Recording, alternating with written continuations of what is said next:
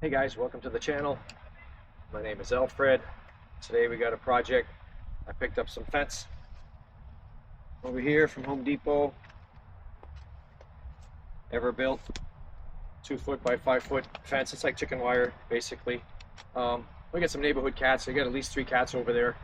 I'll try to get some video of it. They're making like homes underneath here. They're digging underneath the house. This is a new addition.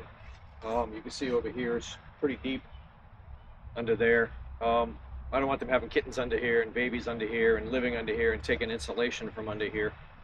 Same thing with my shed over there. I'm going to flip the camera around at some point and show you the shed. It's up pretty high and the cats are digging it out, defecating under there and living under there when they're not in the house, because I don't think the homeowners let them in.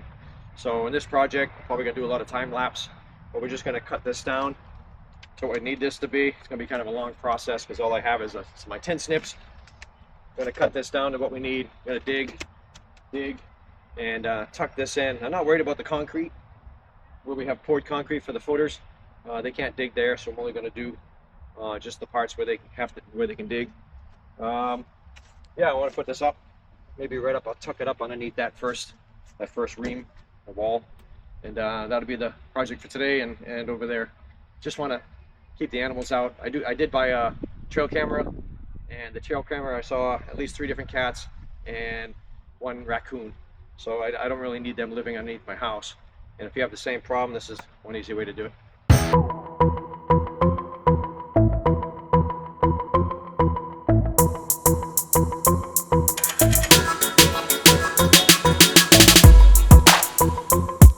So that was fun. I did 1 section. I got at least 2 more to do. Then of course I want to do the shed. But it's not that I hate cats, because I don't hate cats. I love cats.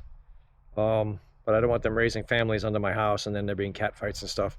So I did make the fence about 6 inches longer to go into the ground, and went ahead and buried it and packed it down.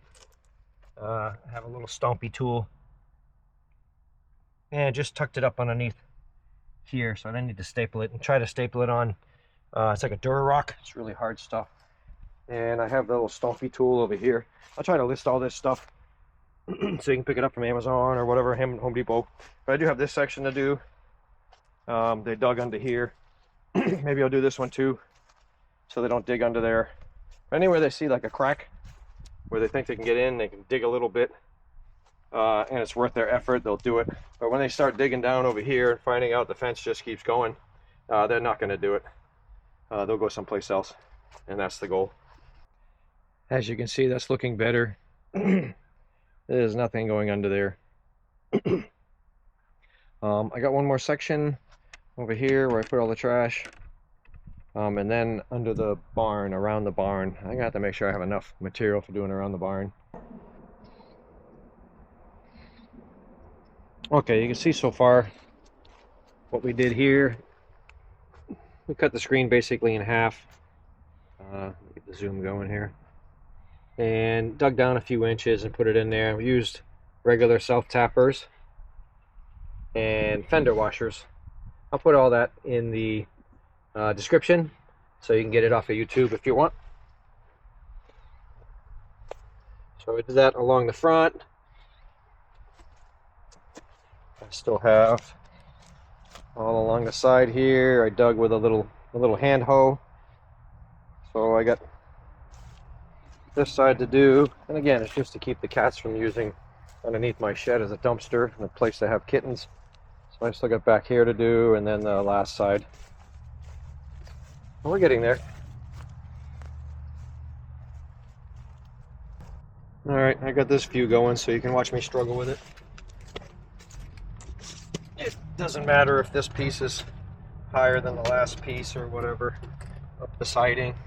I mean, it's just a shed, and I cut it in half. Even if it goes all the way up here to the top, it doesn't much matter. I'm going to bend this around the corner and then use this one. As long as it's underneath the wood, I don't care. I get one of those fender washers, a self-tapper, fender washer, and a self-tapper. So I'll bend this one around the corner. This one right here, and I can kind of level it as I go somewhat. So it shouldn't be too much of an issue, but I do want to put one right here. I know it's a really super long extension.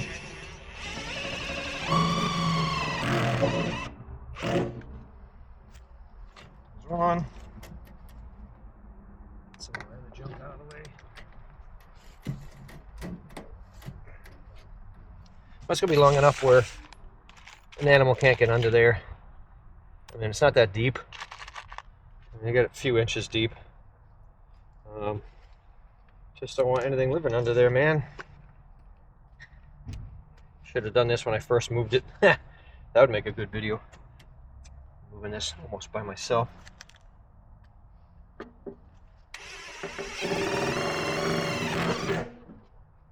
Nice.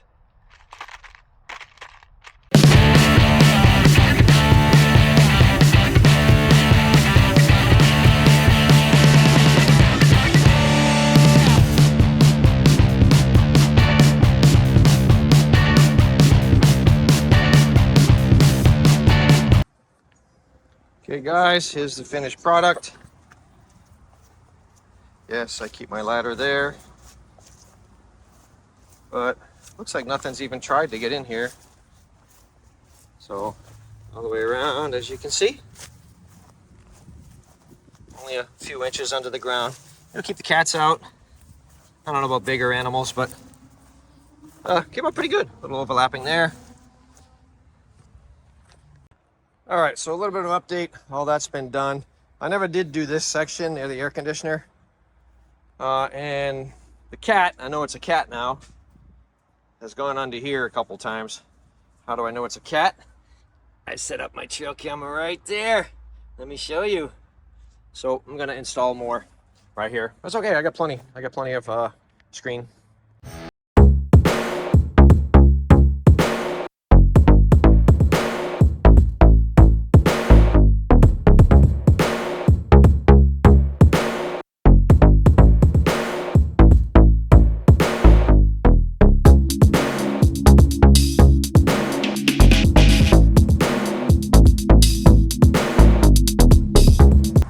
That's a wrap, folks, on this one. If you do this project yourself and you're trying to keep out bigger animals and it works, let me know. I'm just trying to keep out raccoons and cats and smaller animals. So far they haven't gone back to anywhere I had put the fence, so it's worked out pretty good. They haven't tried digging there. They smell it, I guess, and they're like, nope. So this should be okay now. I don't think anything's going to try digging here. They'll try digging somewhere else where it's easier. All right, folks, thanks for watching.